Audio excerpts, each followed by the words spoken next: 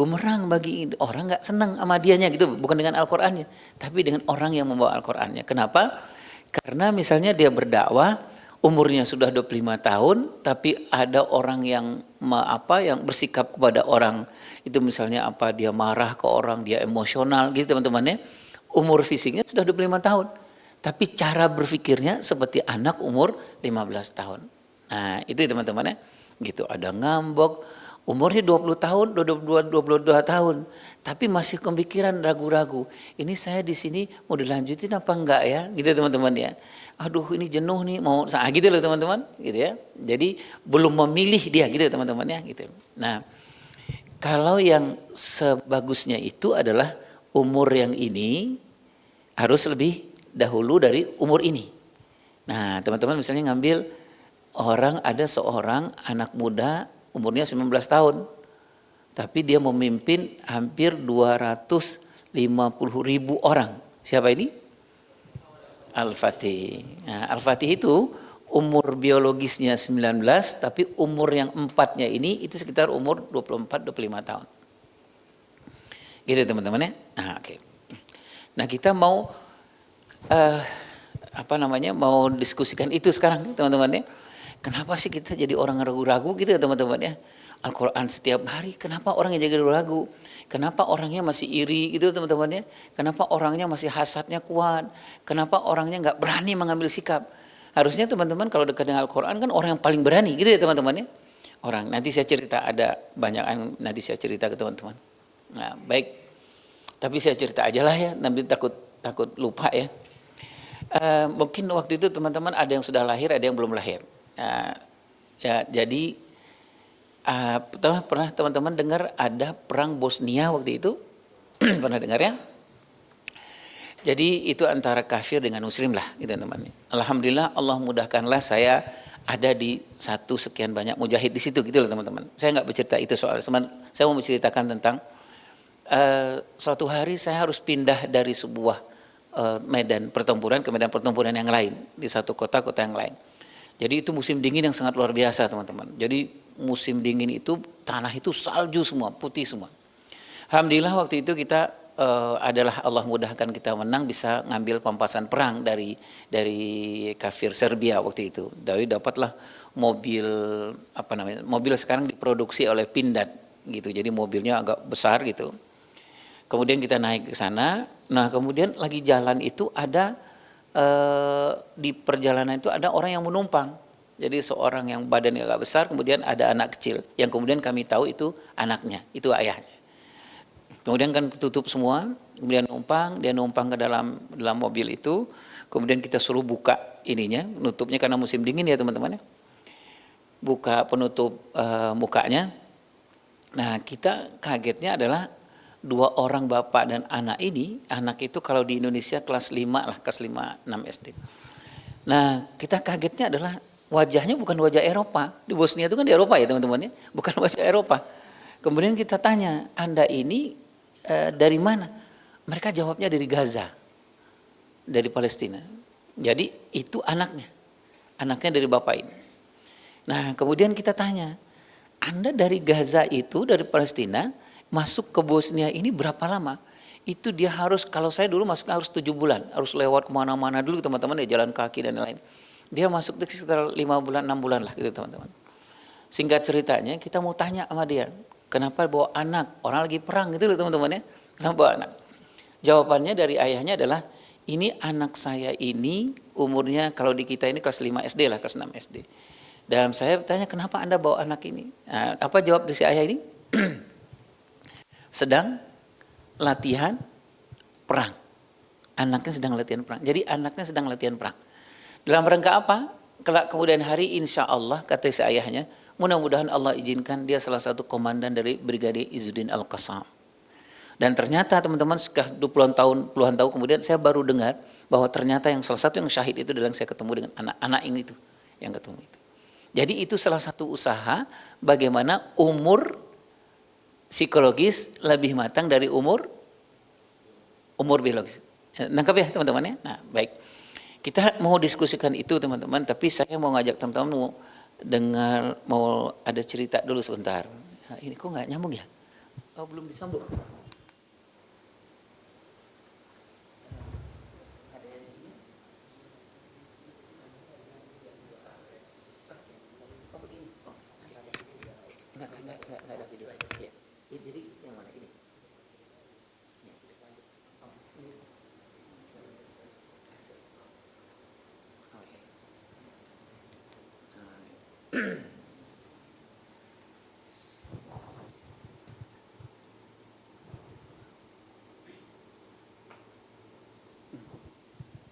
Ada. Oh, soalnya ada yang baru nih apa?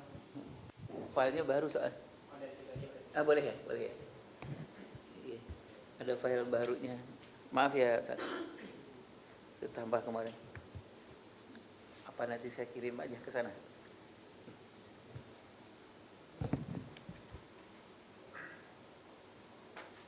Oh.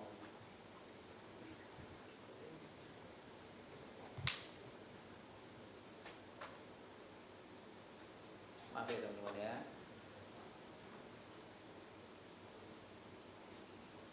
Atau saya kirim ke kita.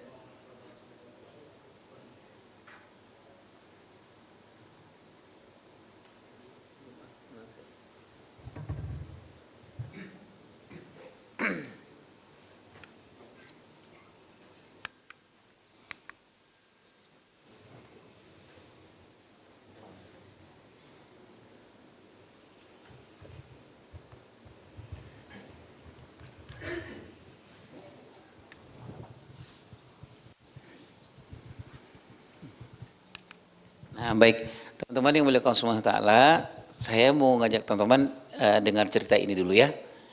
Ini saya mau cerita teman-teman soal seekor binatang namanya terenggiling. Teman-teman pernah tahu terenggiling? Tahu ya, terenggiling. Nah, ini adalah sebuah hutan habitatnya terenggiling di sebuah daerah. Jadi terenggiling itu memang hidupnya di hutan dataran rendah. Jadi kalau sudah terlalu tinggi dia mati nggak kuat gitu ya, terenggiling. Di hutan ini teman-teman yang mulia Allah Subhanahu wa taala, hiduplah beberapa kelompok terenggiling ya, terenggiling yang bertahan hidup dari banyak musibah terutama dari pemburu. Karena seperti yang teman-teman ketahui, sisiknya terenggiling itu mahal. Ya, mahal. Kalau itu dijual ke Eropa, ke Amerika itu, jadi alat-alat untuk fashion itu, satu sisik itu bisa sekitar 2 juta harganya. Itu teman-teman. Jadi memang sangat berharga sekali. Nah teman-teman yang Allah SWT, ini ada seekor terenggiling. Nah kita ngasih namanya Bu Sadrah. Nah, Bu Sadrah ini adalah ibu terenggiling yang sangat luar biasa baiknya. Ya, beliau, saya panggil beliau ya, beliau adalah seorang ibu, seorang terenggiling yang suka membantu lah, suka membantu jagain anak-anak terenggiling, jagain yang lain-lain. Nah ini terenggiling. Nah Bu Sadrah ini kondisinya sedang hamil tua. Jadi kalau terenggiling itu melahirkan sekali saja dalam setahun. Kalau terenggiling ini karena hidupnya di Jawa, Bu Sadrah ini hamilnya karena dia terenggiling Asia, jadi hamilnya sekitar 125 hari gitu. Kalau terenggiling Afrika itu dia agak lebih lama hamilnya, 140 hari lebih. Ini sebenarnya sudah mau melahirkan, tetapi Bu Sadrah ini tetap mencari makan, kemudian menjaga, karena di terenggiling, di komunitas, di habitat terenggiling itu orang terenggiling perempuan itu apa ya, lebih aktif untuk menjaga daerah, gitu, jaga daerah. Jadi kalau ada bahaya di pinggir hutan, terenggiling itu yang ngasih tahu, terenggiling wanita, terenggiling perempuan biasanya, ya. Nah ini Bu Sadrah ini sedang hamil tua, kemudian tetap aktif, gitu, mencari makan, membagi makan, menjaga daerah dan lain-lain. Nah suatu hari beliau pergi ke pinggir hutan. Pinggir hutan itu berarti besar kemungkinan akan bertemu dengan manusia, gitu teman-teman. Banyak teman-temannya bilang, Bu Sadrah nggak usah ke sana karena engkau sudah mau melahirkan, gitu ya. Jadi nggak usahlah ke sana karena nanti para pemburu sisik kita ini sedang lapar-laparnya karena sisiknya sangat mahal. Sisik itu ini teman-teman ya, yang ini ya, yang kelopak-kelopak itu. Biasanya pemburu itu gampangnya adalah mereka terenggiling itu dipukul, kemudian biasanya mati. Kalau nggak sempat menggulung, terenggiling itu mati, terus biasanya dicabut langsung ininya sisiknya itu, karena lebih bagus, karena lebih mengkilat sebenarnya gitu. Nah, Bu Sadrah ini diingatkan oleh teman-temannya nggak usah ke pinggir hutan gitu. Nah, beliau nggak apa-apa karena ada yang beliau kerjakan, kemudian untuk makanan untuk anaknya yang di dalam perut ya. Kemudian ternyata memang di pinggir hutan itu sudah datang para pemburu yang sangat luar biasa. Jadi sudah ada beberapa yang ditangkap kemudian dipukul gitu teman-teman ya. Prosesnya dipukul, banyak itu dipukul ya, dipukul biasanya kepalanya gitu teman-teman. Nah, kalau enggak di bagian ekornya, karena ekor itu nanti posisinya biasanya kalau melahirkan itu anak-anak itu biasanya namanya proses bonding. Proses bonding itu proses mendekatkan diri itu biasanya ke ekornya. Di ini kalau orang manusia itu anak itu ada di dadanya itu teman-teman ya. Kalau kita ibu kita melahirkan biasanya dibangunkan ke dada, kalau di terenggiling itu di ekor. Jadi ada beberapa terenggiling yang sudah dipukul kemudian dihabiskan mati gitu ya teman-teman ya gitu. Nah, Bu Sadrah sebenarnya sudah mendengar ramai-ramai begitu, dia sudah mau lari sebenarnya gitu. Tetapi karena panggilan hatinya yang baik itu, beliau nggak mau menyelamatkan diri sendiri. Jadi dia ada beberapa orang temannya yang dia dorong, dia mau selamatkan gitu ya teman-temannya. Tapi ternyata memang Allah takdirkan akhirnya ada pemburu yang sangat paling galak yang ditakuti oleh binatang-binatang di daerah itu. Pemburu ini sempat akhirnya menangkap Bu Sadrah dan kemudian dipukul Bu Sadrah, kemudian dia menggulung karena itu adalah salah satu cara untuk bertahan di terenggiling itu.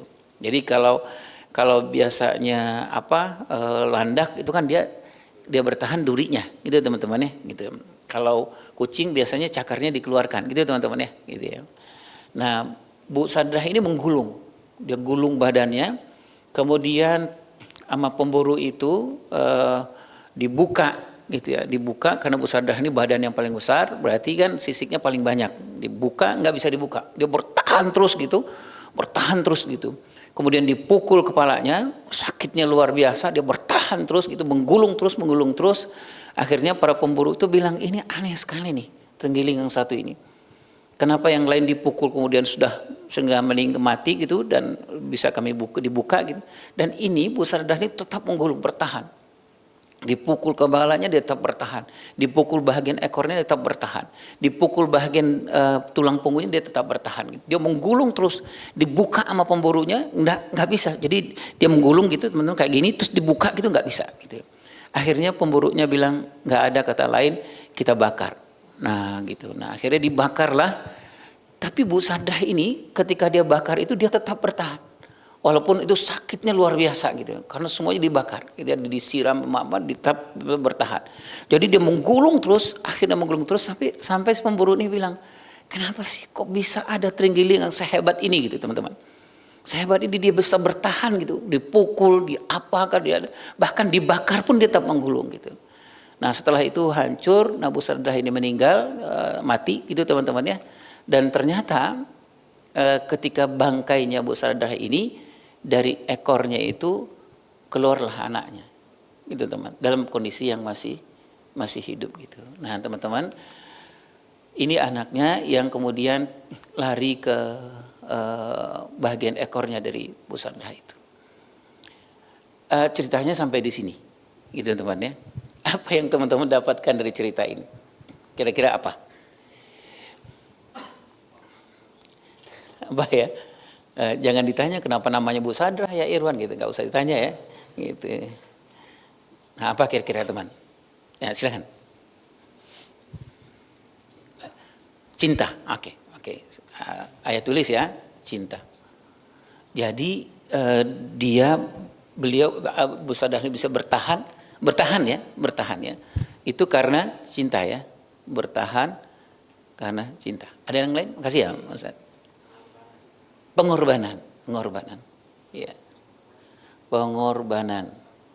Jadi dipukul, mau kepalanya dipukul, sakitnya luar biasa, darah mengucur, tetap ya, tetap dia karena tadhiyah tadi itu ya, karena pengorbanan. Oke.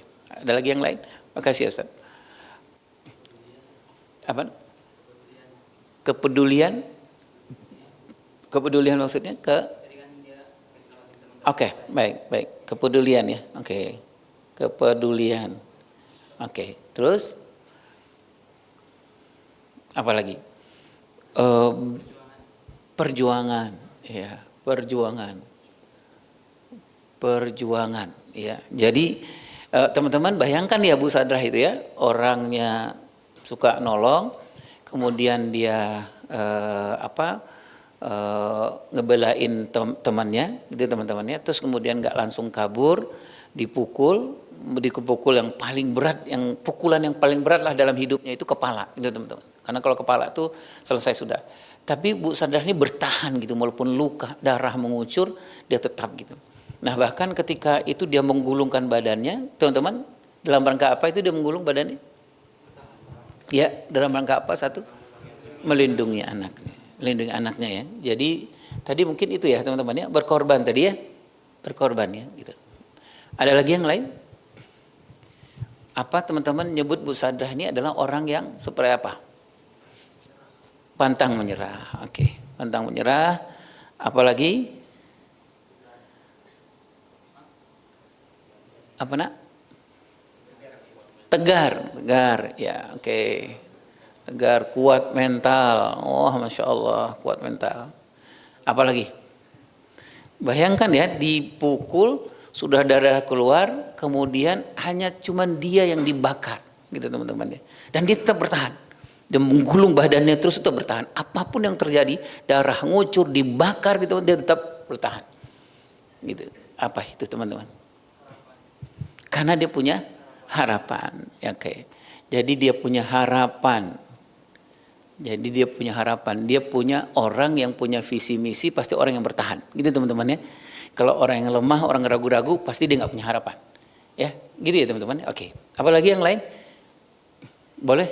Ngusul aja. Nggak ada benar dan salah. Pokoknya ngusul aja. Pantang menyerah sudah. Pantang menyerah sudah. Pantang menyerah. Iya ya. Iya, pokoknya sinilah udah pantang menyerah gitu ya. Ada lagi yang lain? Yakin, yakin, yakin. Ada lagi? Sabar ya, sabar ya, sabar. Ya, ya. Enggak apa-apa, curhat aja sendiri enggak apa-apa gitu. Ada lagi yang lain? Satu lagi. Tulus ya. Tulus. Ini maksudnya tulus penyanyi atau yang mana? Enggak ya. Oke, tulus ya. Nah teman-teman yang mulia Allah Subhanahu wa ta'ala, makasih banyak ya teman-teman sudah ngusul. Dari semuanya ini teman-teman, sabar, tulus, yakin, harapan. Teman-teman di sini kenapa teman-teman bertahan, istiqomah, istimroriyah itu karena teman-teman punya harapan. Gitu ya teman-teman ya. Karena teman-teman punya visi ke depan. Visi harapan itu kan visi ya teman-teman ya. Gitu. Kenapa bertahan di sini capek luar biasa, kadang-kadang mau menyerah rasanya itu karena apa?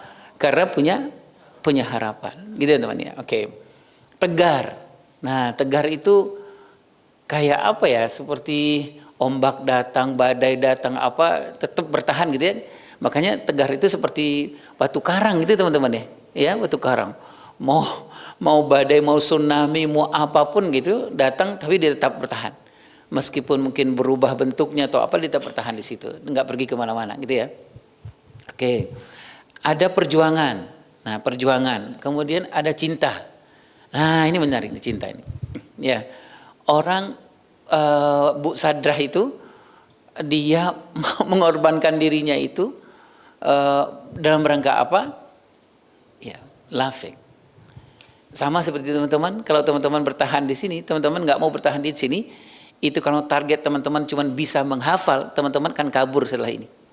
Tapi kalau teman-teman mau mencintai Al-Quran, apapun yang terjadi, teman-teman bertahan di sini. Ya. Orang dibedakan antara dua hal dalam Al-Quran gini ya teman-teman ya. Ada orang yang targetnya bisa menghafal, tahannya cuma sebentar. Godaannya sangat luar biasa. Tapi ada orang yang membangun cinta, mencintai Al-Quran, persoalan hafal atau tidak, hafal itu Allah yang punya kuasa. Bukan karena kehebatan guru, bukan karena kehebatan teman-teman semua. Setuju teman-teman? Ya Allah yang menurunkan, itu ya teman-teman. Baik.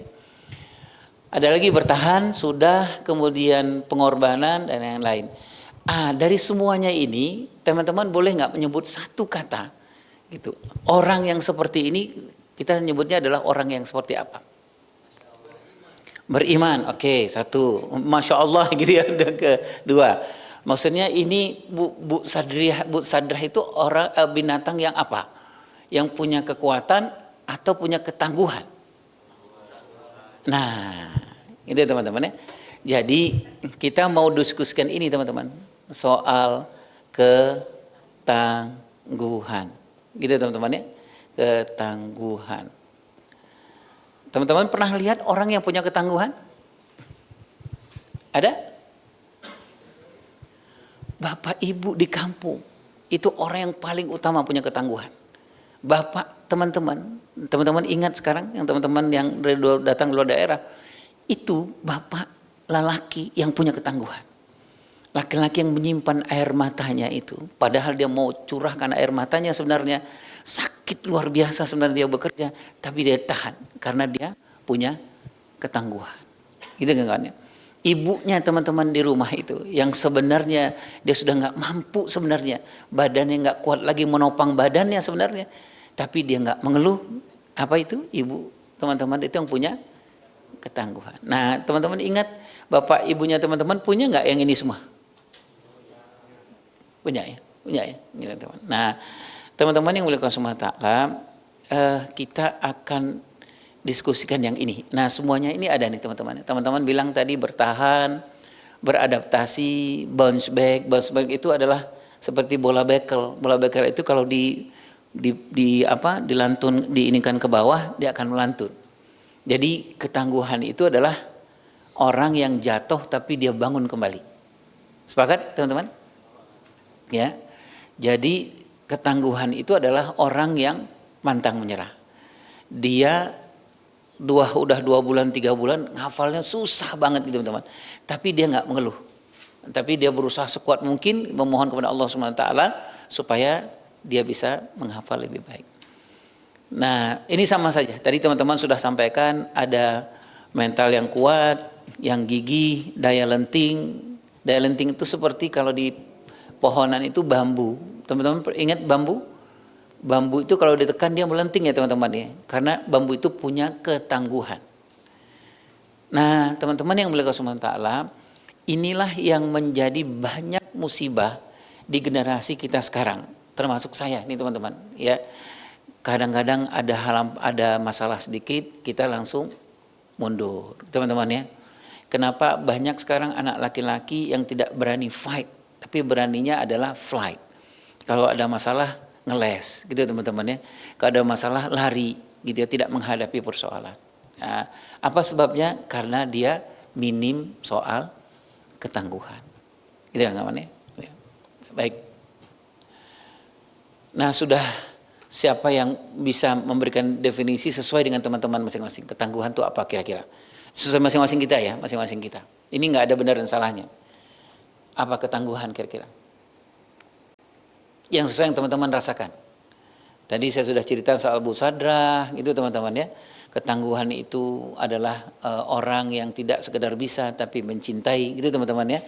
Ketangguhan orang menghafal Quran itu seperti apa? Orang yang menghafal Quran itu bukan hanya sekedar bisa menghafal Quran, tapi orang menghafal Quran yang tangguh itu adalah yang mencintai Al-Quran. Itu teman-teman ya. Karena bisa itu tahannya sebentar, tapi kalau mencintai itu tahannya lama. Ya. Nah, ada yang mau jadi volunteer, jadi sukarela? Siapa?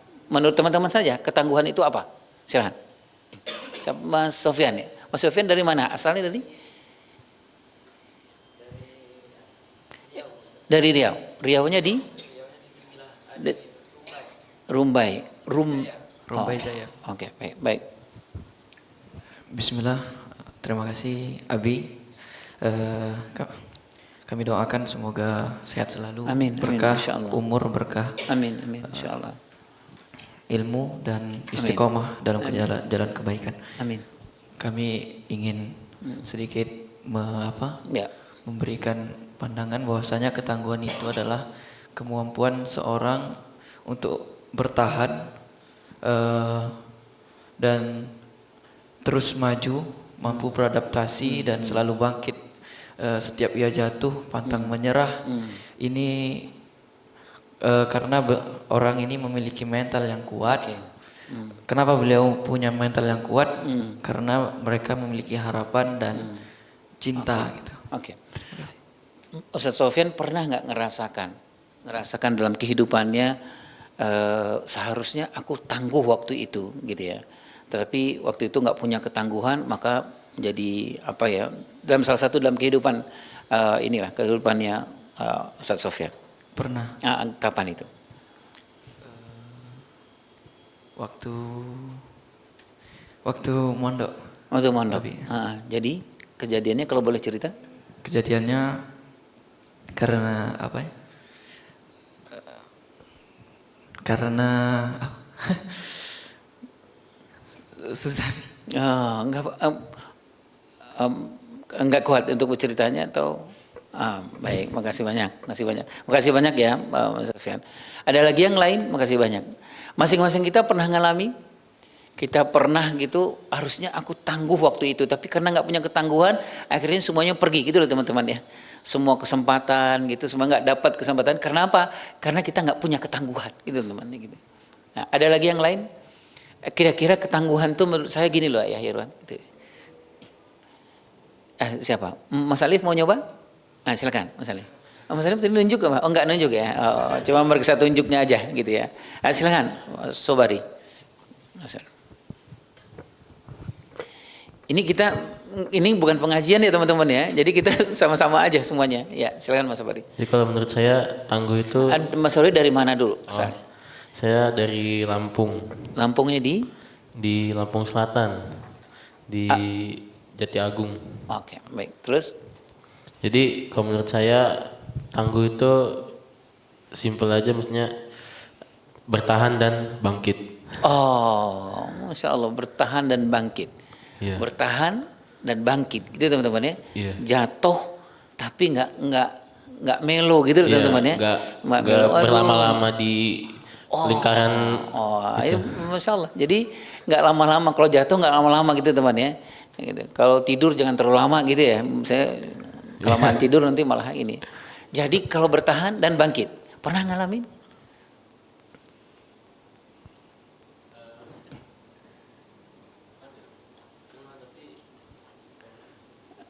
Pernah ngalami? Pernah sih. Gimana? Bisa kita sharing, bisa kita cerita.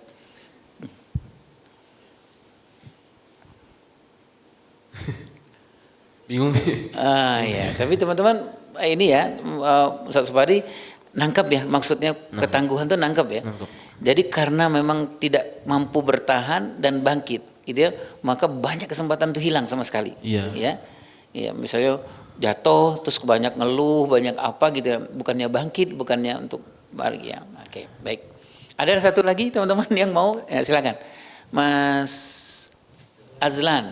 Mas Azlan. Bismillah. Dari mana Mas Azlan? Saya dari Sumatera Utara. Di Kabupaten Batubara. Batubara itu dekat mana? Padang Lawas, dekat Asahan. Asahan. Oke. Terus? Kalau menurut saya ketangguhan itu sama tadi seperti harapan, kemudian kesungguhan. Harapan dan kesungguhan. Iya. Oke. Jadi ketangguhan menurut Bang Azlan ini adalah kita punya harapan ke depan dan kita sungguh-sungguh apa tadi? Kesungguhan. Kesungguhan. Ya, harus. Jadi punya cita-cita, misalnya saya mau jadi imam besar nanti gitu ya teman-teman ya. Dan kemudian dia sungguh-sungguh untuk hal semacam itu. Itulah ketangguhan. Ya. Oke, makasih. Masing-masing kita pasti punya insya Allah ya. Tapi intinya seperti itu. Baik teman-teman. Saya makasih banyak ya teman-teman untuk sudah sharing. Nah, ketangguhan itu teman-teman yang melakukan SWT, bahasa orang di Bintaronya itu adalah resilience. Nah, resilience itu adalah ketangguhan gitu teman-teman ya. Saya ngasih judul ini adalah Resilience is made not found. Maksudnya di bawah ketangguhan itu dibangun bukan ditemukan. Nangkap nggak teman-teman? Jadi ketangguhan itu bukan hadiah teman-teman. Ketangguhan itu diusahakan. Ketangguhan itu adalah teman-teman pernah jatuh dan bangkit gitu loh teman-teman. Ketangguhan itu teman-teman pernah gagal dan belajar di kegagalan itu. Teman-teman, ketangguhan itu teman-teman pernah ditolak dan teman-teman tidak berada lama-lama di penolakan itu, tapi teman-teman bangkit. Ketangguhan itu adalah teman-teman mentok ke dinding itu, tapi teman-teman nggak ngelamun di dinding itu, gitu teman-teman ya. Tapi apa yang teman-teman lakukan? Mencari jalan lain. Gitu. Ketangguhan itu adalah, nah, coba siapa yang lain? Saya bilang ketangguhan itu adalah saya mentok di dinding itu dan saya harus mencari jalan lain. Ketangguhan itu adalah saya pernah jatuh, luka kepala saya, tapi saya bangkit dan saya berlari meskipun darah mengucur. Nah, ketangguhan itu adalah yang masing-masing aja yang pernah dirasakan. Kalau saya bilang saya pernah jatuh. Ayah pernah jatuh, luka-luka gimana dan dalam kehidupan nih, teman-teman. Kemudian berusaha nggak lama di situ walaupun darah ngucur saya berjalan. Misalnya karena apa? Ada anak-anak di belakang saya, ada istri di belakang saya.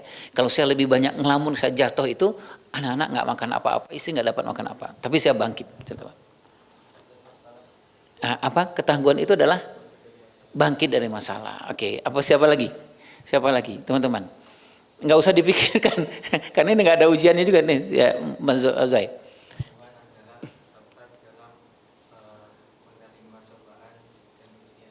Oke, sabar dalam menerima cobaan dan ujian. Tapi ketangguhan itu kan dia balik lagi, dia bangkit. Sabar, menerima ujian dan oke. Sabar ya, sabar. Jadi artinya memang sabarnya bukan sabar yang pasif ya, sabar yang progresif gitu ya teman-teman ya. Oke. Nah, siapa lagi teman-teman? Ketangguhan adalah gitu aja teman ya. Ketangguhan adalah silakan. Mas Sofyan. Oh, tak ada yang mampu menantikan langkahku, gitu ya teman-teman ya, gitu ya. Oke, ada lagi teman-teman, ketangguhan itu adalah ketangguhan itu diusahakan bukan ditemukan, bukan hadiah. Ketangguhan itu adalah diambil gitu kan, direbut gitu, bukan pemberian, gitu teman-teman ya.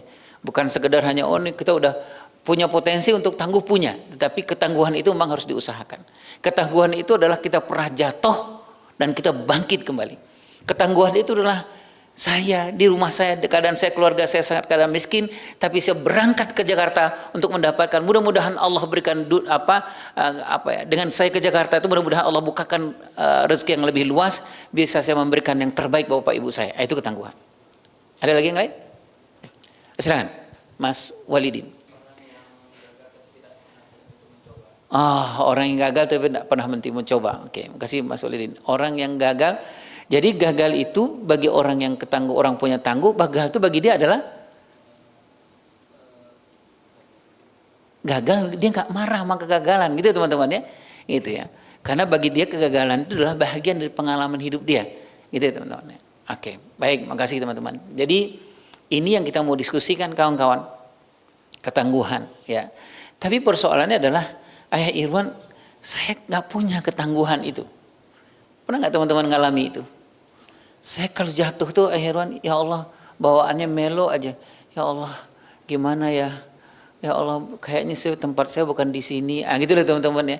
Ya Allah, gitu lah kawan-kawan ya. Jadi ya Allah mau pulang aja rencananya. Ya Allah masih lama nggak di sini gitu kawan-kawan ya. Gitu ya. Baik. Ini ada contoh teman-teman ya. Ini kalau teman-teman lihat ini pukulan ya teman-teman ya. Ini sarung tinju maksudnya ya. Sarung tinju. Ini disuruh tinju, dia ditinju gitu, dia bertahan dan dia balik lagi. Nah, baik.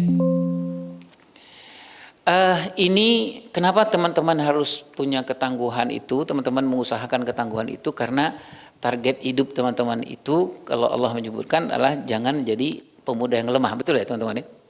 Betul nggak nih? Ya Nisa ayat 9 itu jadi anak yang lemah. Nah ini yang tadi ayah sebutkan itu, bahwa kalau begitu jangan menjadi pemuda yang rapuh, gitu kan kawan ya. Pemuda yang rapuh itu pemuda yang baru ini sedikit aja kemudian udah mundur gitu ya kawan-kawan ya gitu. Pemuda yang rapuh itu adalah pemuda yang hanya persoalan sedikit aja, bukan persoalan yang esensi tapi udah ngambek ya. Nah, target teman-teman adalah menjadi pemuda penghafal Al-Quran yang tangguh. Nah, yang tangguh itu yang tadi ayah sebut itu ini. Jadi pemuda yang tangguh itu gimana kawan-kawan? Usia psikologisnya. Nah, psikologis itu usia kematangan spiritual, emosional, intelektual dan sosialnya lebih dari usia biologisnya. Ini pemuda ideal. Jadi kalau teman-teman pemuda penghafal Al-Quran itu kalau teman-teman usianya, kenapa almarhumah istri ayah bilang, Mas tuh orangnya nggak berani bertanggung jawab, Mas tuh selalu nunda-nunda gitu. Ayah sendiri sebenarnya udah nggak suka dengan kondisi ayah ini, teman-teman.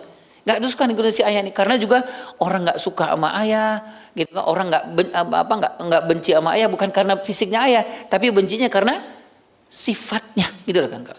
Nah, apakah masing-masing teman-teman ini ada utang pengasuhan? Ada. Ada yang kemudian yang tadi ayah bilang apa-apa ragu-ragu, gitu ya. Oh, ini gimana ya, gimana ya. Orang udah kemana dia gimana gitu loh teman-teman. Nah, itulah salah satu yang harus kita jujur teman-teman. Habis sholat 2 rakaat, habis apa begitu teman-teman, duduklah sendiri mohon kepada Allah, ya Allah tulis pelan-pelan. Apa sebenarnya utang pengasuhan saya yang mengakibatkan saya nggak maju-maju gitu loh kawan-kawan. Ya, gitu. Masing-masing nanti ada PR-nya masing-masing teman-teman, sudah jujur. Katakan, tanya sama diri sendiri, apa ya, kenapa ada? Contoh lagi nih teman-teman. Ayah itu dulu paling susah ngomong sayang, ngomong terima kasih ke istri. Paling susah teman-teman. Ngomong terima kasih itu, terima kasih, disiapkan makanan, minum, terima kasih. Itu susah luar biasa. Kenapa susah? Bukan ayah nggak mau ngucapin terima kasih. Tapi ayah nggak punya, gitu teman-teman. Bagaimana ayah memberi kalau ayah nggak punya? Gitu kawan-kawan. Bagaimana kita mau memberi kalau kita nggak punya? Nah, gitu kawan ya. Teman-teman misalnya ini, almarhumah istri ayah bilang, Mas kamu mau ngomong terima kasih sama aku. Aku sudah siapin apa-apa nih, kok mau ngomong terima kasih? Bukan nggak mau. Tapi apa? Nggak punya. Nggak punyanya kapan? Ayah nggak punya di usia-usia ini. Betul nggak kawan? Itulah sebabnya tadi ayah bilang, kalau pegang guru PAUD, guru TK, jangan sampai ninggalin utang ke anak-anak, gitu teman-teman ya.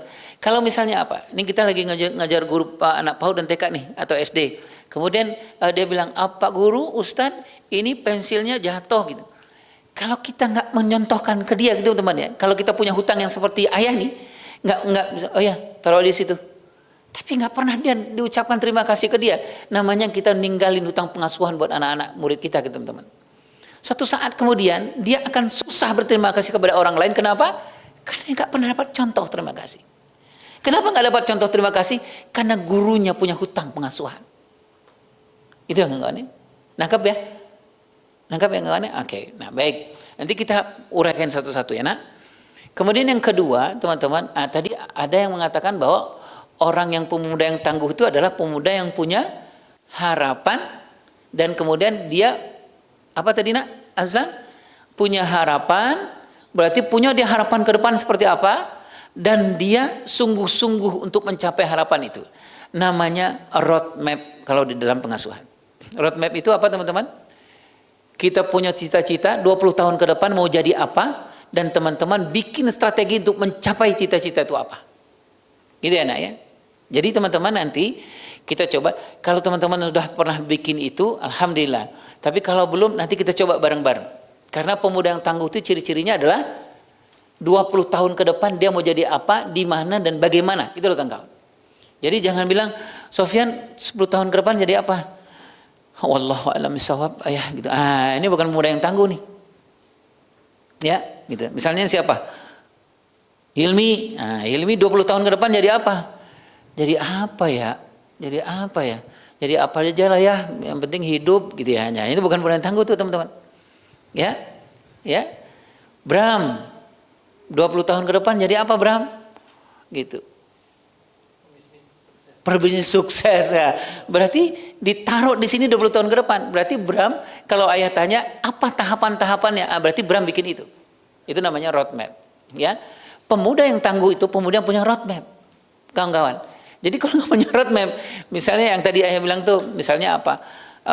Siapa lagi yang ayah tanya? Oh, Fatur. Nah, Fatur 20 tahun jadi apa Fatur? Jadi apa ya? Ya takdir Allah aja lah jadi apa gitu. Ada berarti nggak pemuda yang tangguh. Oke, kawan-kawan? Baik. Nanti pelan-pelan kita coba belajar ya nak ya. Yang ketiga, yang terakhir adalah pemuda yang tangguh itu, pemuda yang pejuang jadi pemuda yang tangguh itu adalah pemuda yang berani menemui dunia yang tidak seolah-olah. Apa itu dunia yang tidak seolah-olah? Apa contohnya? Dunia yang tidak seolah-olah.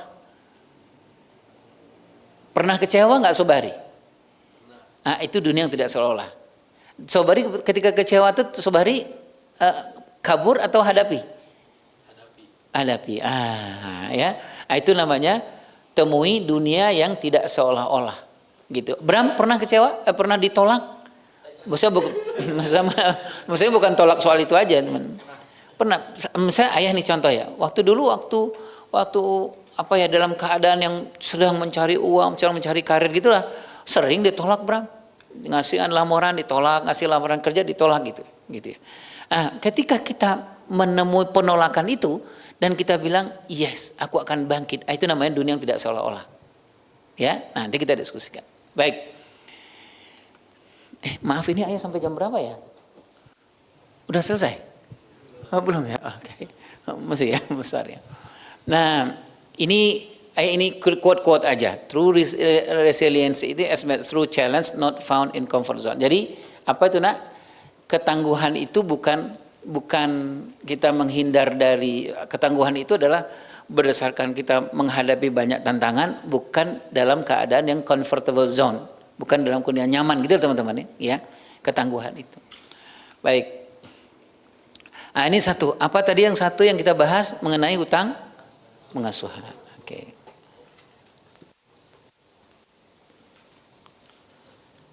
Nah, siapa dari teman-teman yang bisa tadi teman-teman sudah paham ya tentang utang pengasuhan ya? Nah, siapa yang mau jadi volunteer? Kalau bukan Aib disebut. Kalau ayah sebut tadi nak, ayah adalah orang perkembaliannya flight bukan fight. Gitu. Banyak sekali ayah nggak dapat kesempatan itu karena apa? Karena hutang pengasuhan ayah yang sukanya flight bukan fight. Jadi ada kesempatan datang, ayah itu sukanya flight. Yang tadi ayah bilang itu, almarhumah istri ayah bilang, Mas itu genteng jatuh, gitu teman-teman ya. Ayah orang yang suka flight, kepribadiannya apa? Gampang, baru satu, gitu ya teman-teman ya. Udah sepekan, itu genteng belum naik-naik, gitu loh kan. Itu orang yang suka flight.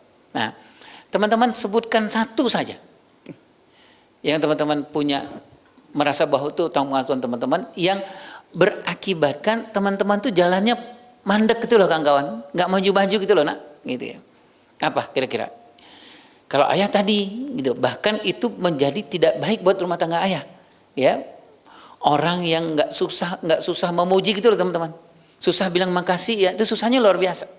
Kenapa nggak bisa mengucapkan terima kasih? Karena ayah nggak punya dulu di sekitar umur 0,15 tahun, 0,20 tahun. Nah, ada contohnya teman-teman punya utang pengasuhan? Teman-teman mau maju tapi terhambat karena kepribadian itu. Nah, gitu loh kan? Silakan Sofyan. Nanti kalau Sofyan sering tanya dapat hadiah dari penitia. Tahu hadiahnya apa? Nah, Sobari. Takut gitu ya. Oh, kalau utang pengasuhan itu karena kepribadian itu banyak banget sebenarnya yang kesempatan tuh hilang gitu loh Sobari. Pernah ngerasakan gitu ya? Takut gitu ya. Karena takut itu kesempatan nggak dapat gitu kawannya. Oke, makasih Sobari. Ada lagi yang lain? Apa? Ragu-ragu, takut.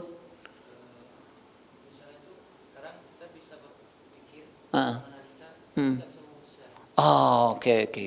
Takut, ragu-ragu, nggak bisa memutuskan. Oke. Ya. Nah itu utang pengasuhan. Jadi utang pengasuhan itu teman-teman adalah ada dalam diri kita yang membuat kita nggak maju-maju, itulah gampangnya gitu loh kawan-kawan. Gitu ya. Ada lagi yang lain? Bram? gampang lupa, tapi udah makan. Ada ya, kadang-kadang orang gampang lupa tuh belum makan dia gitu ya. Gampang lupa, gitu kan, gampang lupa. Oke, yang lain? Mas Bustami. Kurang berani berpendapat. Dia kurang berani berpendapat. Jadi nggak berani gitu ya. Padahal sebenarnya kan nggak mati juga kalau kita nggak ngusul pendapat, nggak apa-apa ya. Orang nggak marah juga kalau ngusul pendapat. Tapi karena itu, teman-teman ya, oke, kurang berani ya. Bisa jadi gini Bang Mas Bustami, kenapa kurang berani mengusulkan pendapat itu? Bisa jadi itu ada di usia-usia 0 sampai 7 tahun dulu. Ayah nggak tahu nih, tapi perkiraan ayah di usia 0 sampai 7 tahun itu dulu kita nggak apa ya, kalau apa-apa tuh selalu ditakut-takuti gitu loh Bang. Misalnya kalau ayah dulu di kampung nih nak ya, kalau ada apa-apa makan belum habis, maknya ayah bilang gitu, ada polisi nih, polisi gitu loh teman-teman gitu. Pernah ya teman-teman ngerasa gitu ya? Ada apa? Ayah baru tahu setelah kelas 4 SD, 5 SD, ayah punya teman anak kapolsek di kampung ayah. Ayah tanya, emang tugas bapakmu nakut-nakutin orang? Dia bilang enggak gitu. Bapakku tugasnya nggak pernah nakut. Oh, ayah baru tahu. Itu bikinan sama ayah aja gitu ya. Tapi dampaknya apa? Dampaknya sampai ketika besar, gitu teman-teman ya. Itu yang ayah rasakan. Nggak berani untuk bicara gitu loh nak. Gitu ya. Ada lagi yang lain? Nah, ntar dulu. Oh, contohnya, oke?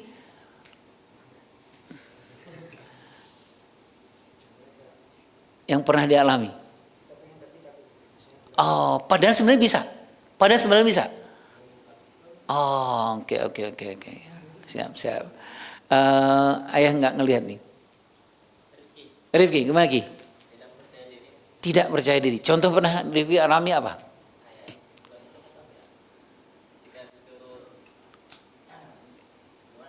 Disuruh masuk ke dalam sebuah ruangan, pilih yang belakang gitu maksudnya, gitu ya. Oke. Ketika contoh kita melamar suatu kerjaan. Oke. Kemudian teman, ayo kita alhamdulillah. Oh. Iya. Iya, oke. Masya Allah. Ada lagi yang lain? Silakan. Gugup, terus? Oh, gugup, nggak berani mencoba dan mengandalkan orang lain. Nanti jangan sampai ke khidbah ngandalin orang lain, gitu. Nanti mau enggak ya? Oke. Ya, gugup, nggak berani mencoba ngandalin orang lain. Yang lain, Sobari, foto dulu. Nggak konsisten, suka nunda-nunda, nggak percaya diri. Takut salah. Udah jangan terlalu banyak. Oke. Nanti teman-teman list itu teman-teman buat. Nah itulah yang kita habis tahajud doa sama Allah, ya Allah, aku terima semua ini ya Allah, tanpa aku menyalahkan orang-orang dewasa waktu aku kecil. Aku tanpa menyalahkan orang tuaku, tanpa menyalahkan guru-guruku waktu kecil. Ya Allah, aku terima ini. Ya Allah, bantu aku untuk menyelesaikan hutang-hutang pengasuhan ini. Karena terlalu berat untuk masa depanku kalau aku tetap dengan hutang pengasuhan ini. Itu yang kan ya. Oke. Mi? Pendendam. Temperamental sama pendendam. Oke. Sobari? Malu untuk melakukan kesalahan. Masya Allah ya. Ada lagi yang lain? Rihan. Kurang sosialisasi. Minderan. Oke. Silakan. Jatuh di lubang yang sama. Allahu Akbar. Masya Allah. Agak berat itu ya. Masya Allah. Jatuh di lubang yang sama. Jatuh di lubang yang sama itu banyak persoalannya ya. Banyak persoalan kepribadiannya, misalnya apa contohnya. Kenapa jatuh di lubang yang sama? Kan? Kenapanya? Oh, bisa jadi mungkin kurang hati-hati misalnya gitu ya. Oke, siap. Azlan?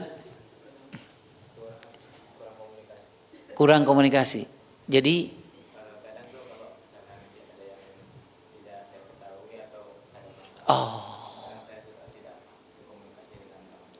Oke.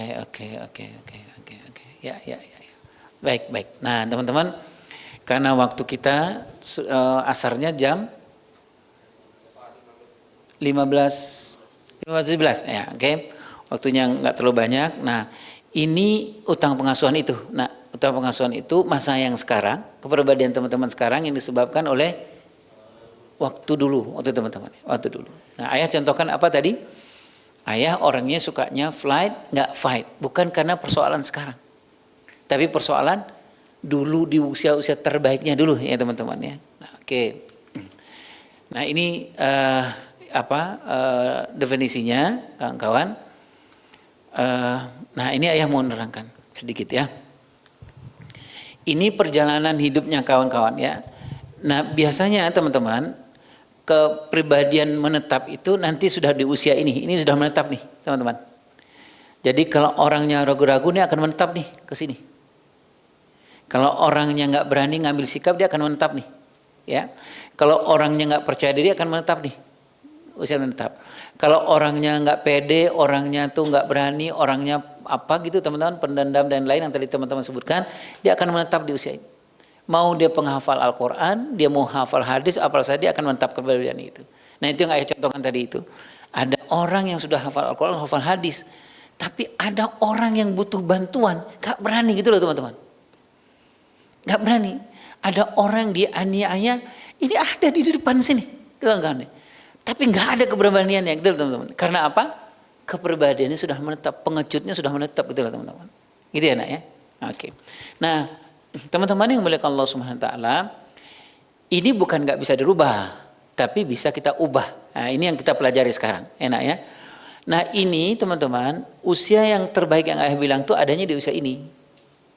Ya, usia ini. Nah, makanya teman-teman, kenapa teman-teman cari ilmu pengetahuan? Kalau teman-teman megang anak 0 sampai 7 tahun, teman-teman jangan main-main gitu loh, nak. Karena kalau teman-teman salah ngurusnya, akan salah generasi ini ke depan. Akan hancur negara ini ke depan gitu loh nak, gitu. Kenapa teman-teman, kenapa di zaman Umar bin Abdul Aziz ini orang yang terbaik dikirim, orang yang terbaik itu nak ya. Kenapa ini yang terbaik? Yang Allah berikan yang terbaik. Khianat kita kalau kita tidak memberikan yang terbaik, gitulah karena gitu ya. Jadi ini Allah berikan potensi semua terbaik di usia ini, semuanya terbaik. Jadi kalau dipegang oleh orang yang tidak terbaik itu teman-teman, berarti kita khianat. Kenapa kita khianat? Nanti akan lahir nih generasi-generasi yang dasarnya, fondasinya nggak kuat, akan lahir ke sini nih teman-teman. Itu ya, nangkap nih, nangkap ya nak. Nah, oke. Ini usia, nah usia yang ini anak-anak, teman-teman semua, 8 sampai umur 15 tahun sampai umur sekitar 20 tahun ini masa paling baik yang kita sebut, yang ayah sebut dengan masa yang akil balik itu. Di usia ini teman-teman, harusnya yang lebih banyak itu adalah kita belajar untuk menghadapi semua persoalan. Jadi usia ini harusnya jangan lagi diperlakukan seperti usia ini. Jadi kalau usia ini anak-anak yang di usia 9 sampai 15 tahun sampai 16 tahun itu ada persoalan. Misalnya gini, teman-teman ngajar nih, anak umur 9 tahun 10 tahun. Dia bilang, "Ustadz, aku tadi dibully sama temanku." Kalau dia usia 9 tahun ke atas, teman-teman jangan selesaikan masalahnya.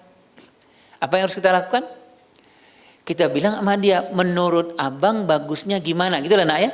Seperti Nabi Ibrahim memperlakukan Nabi Ismail. Menurutmu apa? Gitu lah nak ya. Kenapa kita ngomong seperti itu nak? Supaya dia menjadi seorang laki-laki. Kalau dia laki-laki gitu loh nak. Supaya dia menghadapi persoalan. Karena umur ini adalah umur menghadapi persoalan. Kenapa orang seperti ayah di umur segini ini, ayah nggak berani gitu untuk menghadapi persoalan nggak langsung. Kenapa? Kan di umur ini kurang mendapatkan itu gitu loh nak. Ada persoalan apa gitu ya? Oh semuanya kata bapaknya ayah, udahlah kamu belajar aja, nggak usah ini biar ayah yang ngurus, nah, gitu loh nak. Gitu ya. Jadi padahal umur ini adalah umur di mana teman-teman ya, kalau ayah menyebutnya ini, umur 0 sampai 7 tahun ini, kalau teman-teman ngajar anak-anak, itu teman-teman datanglah sebagai seorang as a teacher. Kalau umur 8, 9, 15 tahun, 20 tahun, teman-teman datang bukan sebagai as a teacher, tapi sebagai seorang coach, sebagai seorang pelatih. Kalau guru itu mulutnya 70%, kupingnya 30%. Tapi kalau umur segini, guru yang datang di umur segini, itu mulutnya kasihnya 30% saja, kupingnya yang 70%. Gitu loh nak. Nangkap nggak kira-kira teman-teman? Jadi kalau teman-teman nanti pegang ya anak-anak yang usianya 0 sampai 7 tahun sama 8 tahun, ini kan bisa pinjamkan mulut teman-teman 70%, kuping teman-teman 30% aja. Jadi ini teman-teman harus banyak ngomong nih di usia ini. Tapi kalau teman-teman pegang nanti anak umur 9 tahun sampai umur 15 tahun sampai 20 tahun, ini kupingnya teman-teman pinjamkan kupingnya 70%, mulutnya 30% aja. Gitu loh nak. Karena umur ini anak-anak yang harus lebih banyak bicara gitu loh nak. Nangkap ya? Nangkap ya nak? Nah oke, baik. Nah teman-teman yang memuliakan Allah Subhanahu wa taala, ini yang ayah sebutkan tadi itu. Ada orang yang di sini penakutnya luar biasa. Kenapa? Karena di sini nggak pernah diajak untuk menemui. Dia nggak pernah dihadapkan oleh bapak ibunya atau guru-gurunya. Ada masalah, selalu bilang udah kamu belajar aja, biar ayah ngadapin. Gitu loh teman-teman ya. Padahal di umur ini harus latih dia untuk menghadapi persoalan. Makanya Nabi Ibrahim bilang kepada Nabi Ismail, nah ayah disuruh Allah untuk menyembelih lehermu, tapi apa kata Nabi Ibrahim? Fikirkanlah apa pendapatmu, gitu lah nak ya, gitu ya. Jadi diajak untuk menghadapi persoalan, ya, gitu. Nah, baik. Ini contoh. Ayah nggak tahu teman-teman punya utang pengasuhan ragu-ragu nggak tahu ya. Ayah contoh ambil ragu-ragu. Kenapa ada orang yang ragu-ragu ketika dia besar? Bisa jadi teman-teman di usia 0 sampai 7 tahun itu citra dirinya buruk. Citra diri buruk itu apa? Dia sering dibilang dulu anak yang jelek, anak hitam, anak apa gitu loh teman-teman, usia 0 sampai 7 tahun. Sehingga citra diri itu adalah dia bilang sama dirinya, kan aku dibilang jelek, aku dibilang ini, aku dibilang buram, aku bilang gitulah teman-teman ya. Jadi 0 sampai 7 tahun itu dia sebenarnya nggak punya citra diri yang benar gitu loh teman-teman. Ada pernah mengalami ini? Kalau ayah dulu ngalami. Ada orang bilang, kamu anak miskin, begitulah ya. Ayah ngalamin itu. Gitu, anak miskin, nggak mungkin lah tahu apa-apa, gitu lah nak, gitu ya. Anak petani, gitu, anak buruh, ibunya ayah, emaknya ayah buruh. Anak buruh makannya juga apa gitu loh nak, gitu. Kalau ini terjadi di usia 0 sampai 7 tahun, citra diri itu kita memandang diri kita gitu loh nak, ya. Kita bilang, kan pernah nggak teman-teman ngalami di usia 0 sampai 7, 8 tahun kalau ada apa-apa kegiatan kita selalu gini nih. Guru bilang, kamu ada yang mau ditanyakan nggak? Kamu mau nggak? Apa itu nak? Citra dirinya buruk, dia memandang dirinya buruk itu loh nak. Nangkap nggak teman-teman? Sebenarnya kamu mau nggak? Sebenarnya kita mau gitu loh nak. Tapi kita udah mengatakan ke diri kita karena sering dibilangin sama orang, kamu anak orang miskin, ngapain di sini kamu apa? Gitu loh nak. Ya, nangkap nak? Oke, ya. Nah, kemudian dia naiklah umurnya 8 sampai 15 tahun, dia nggak punya harga diri nak. Tidak banyak diberi kesempatan untuk role play menghadapi kenyataan yang tadi ayah bilang itu. Ya, kalau ada persoalan diselesaikan oleh kakaknya. Oh, dia bilang, aku tadi berantem di sekolahan. Kata bapaknya, biar bapak aja yang menyelesaikan. Harusnya di umur itu apa nak? Dilatih dia untuk menyelesaikan persoalan. Itu anak ya. Kalau nggak dilatih gimana? Ketika dia besar dia punya hutang pengasuhan, pengecutnya luar biasa gitu loh nak. Kalau udah besar, ditanya sama istrinya, bang, sekarang tanggal 27 bang, gitu ya. Abang lewat nggak tadi dapur? Lewat. Bagaimana tempat beras kita bang? Udah nggak ada berasnya. Kemudian si istrinya bilang, menurut abang bagusnya gimana? Nggak ada berasnya. Dia umurnya sudah 28 tahun, 29 tahun, seorang laki-laki. Tapi jawabnya gini, gimana ya? Bagusnya gimana deh? Bayangkan tuh nak. Apa sebabnya? Karena umur-umur ini, gitu teman-teman. Ya, oke, baik. Nah kemudian apa yang harus teman-teman lakukan? Teman-teman tadi nak terima kenyataan yang tadi teman-teman tulis, ya tulis. Apa yang menyebabkan aku sebenarnya kok ini kenapa ya ragu-ragu yang tadi teman-teman sebutkan ya? Kenapa aku ragu-ragu? Kenapa aku nggak tangguh? Kenapa aku gitulah teman-teman ya? Pengecut, kenapa aku gitulah teman-teman. Nah teman-teman terima itu, jangan marah sama itu, sama keadaan itu, teman-teman kenyataan ini. Ya, misalnya apa? Almarhumah istri ayah bilang, mas kenapa sih orang ini sukanya flight, nggak suka fight? Ayah nggak boleh marah dengan kepribadian ayah, itu ya. Harusnya diterima dulu. Emang begini keadaannya, gitu ya. Kenyataannya seperti ini. Tetapi apa yang harus ayah lakukan? Ayah rubah keadaan ayah ini, bukan kenyataan, gitu ya. Ini ayah ambil contoh nih nak ya. air ini sepanjang kapanpun bukan atas izin Allah, rasanya hambar ini. Benar? Benar?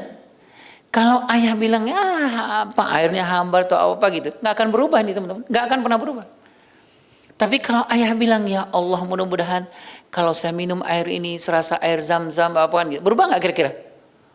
Berubah nak, karena ayah nggak memaki kenyataan, tapi yang ayah ubah adalah keadaan. Apa kata Allah nak? Tidak akan berubah satu kaum sebelum kaum itu merubah dirinya, gitu loh teman-teman ya. Jadi teman-teman punya utang pengasuhan ragu-ragu, teman-teman nggak boleh bilang gitu, ayah aku sih ragu-ragu ya udahlah atau apa. Itu namanya menyalahkan kenyataan. Yang teman-teman lakukan apa? Akui dan kemudian rubah ragu-ragu itu. Gitu ya nak ya? Oke. Ini contohnya atur strategi kenyataan, maafkan orang-orang yang dulu pernah membuat teman-teman jadi begitu. Ya nak ya, nggak boleh disalahkan. Kemudian doakan orang-orang itu dan berbuat baik. Berbuat baik itu apa maksudnya? Ayah bilang ini, ya Allah, nanti kalau ada rezeki, aku akan umrohkan bapak ibuku. Nah, gitu loh nak, gitu ya. Itu namanya, gitu. Padahal dulu bapak ibu membuat kita trauma, gitu loh nak ya, gitu ya. Contoh. Baik. Nah, kemudian yang ketiga, bayar utang pengasuhan. Gimana cara bayar utang pengasuhan? Yang teman-teman tadi sharing sama ayah itu. Gimana caranya nak? Cari sahabat. Sebab kalau teman-teman mau menyelesaikan urusan teman-teman sendiri, susah, gitu ya teman-teman. Jadi gimana cari sahabat? Bilang sama sahabat, aku punya persoalan dalam diriku. Aku orangnya ragu-ragu. Boleh nggak kamu menjadi sahabatku? Kamu yang ingatkan aku. Kalau aku kemudian bersikap ragu-ragu, kamu yang bilang nggak boleh ragu-ragu. Hadapi kenyataan. Itu namanya mencari sahabat. Gitu ya nak ya? Oke. Kemudian teman-teman yang Allah Subhanahu wa taala, ini worksheetnya, teman-teman boleh lakukan nanti ya. Yang satu tadi apa nak? Terima dulu yang tadi dituliskan. Misalnya fatur, kita nulis apa tadi nak? Ragu-ragu apa tulis nih nak semua. Banyak ayah Irwan, nggak apa-apa banyak. Justru semakin banyak air mata yang kita mau tumpahkan di hadapan Allah Subhanahu wa taala. Itu nak ya. Nanti teman-teman akan merasa plong. Ya Allah, aku terima semuanya ya Allah tanpa menyalahkan orang-orang di waktu aku masih kecil. Gitu nak ya. Semakin jujur teman-teman, semakin kita menyerahin kepada Allah, ya Allah, aku akan menjadi seorang penghafal Al-Quran yang luar biasa. Ya Allah, jangan timbulkan fitnah gitu Allah dengan hutang pengasuhanku ini. Gitu ya nak ya. Apa tadi yang ayah sebutkan? Dia menghafal Al-Quran, dia hafal hadis, tapi menimbulkan fitnah gitu loh nak. Ya. Orang apa tadi? Orang yang harus dia tolong, tapi dia nggak nolong gitu ya. Al-Quran ada dalam dirinya gitu loh nak. Tapi orang sudah terjatuh gitu, dia hanya kabur gitu loh nak. Dia menjadi seorang suami, tapi istrinya bilang, bang beras sudah nggak ada. Dia penghafal Al-Quran, tapi dia bilang gimana ya dek, bagus kan? Kata istrinya, kemana kelaki-lakianmu gitu loh nak ya gitu ya. Yang kamu hafal selama itu kok nggak muncul dalam dirimu gitu loh nak. Ya, nah itu utang pengasuhan. Baik. Kemudian atur strategi yang tadi itu nak ya. Nah ini pernyataan yang mengungkapkan ke diri kita. Misalnya gini, ayah tulis, saya sering mengorbankan diri yang tidak pada tempatnya karena saya tidak berani katakan iya kepada tidak. Pernah teman-teman ngalami itu? Ayah pernah ngalami itu nak? Ya. Nah ini dia bilang kalau teman-teman jawab ya, berarti teman-teman punya pengasuhan itu. Gitu loh nak, gitu. Ya, gitu. Baik. Nah yang kedua, siapkan roadmap dan atur rundownmu. Nah ini yang kedua nih, orang pejuang tangguh yang kedua itu adalah yang menyiapkan roadmap. Ada apa tadi Azlan? Punya harapan dan kemudian sungguh-sungguh untuk mencapai harapan itu. Gitu ya nak ya? Gitu. Nah, kita lihat dulu nak roadmap itu apa, rundown itu apa, ya.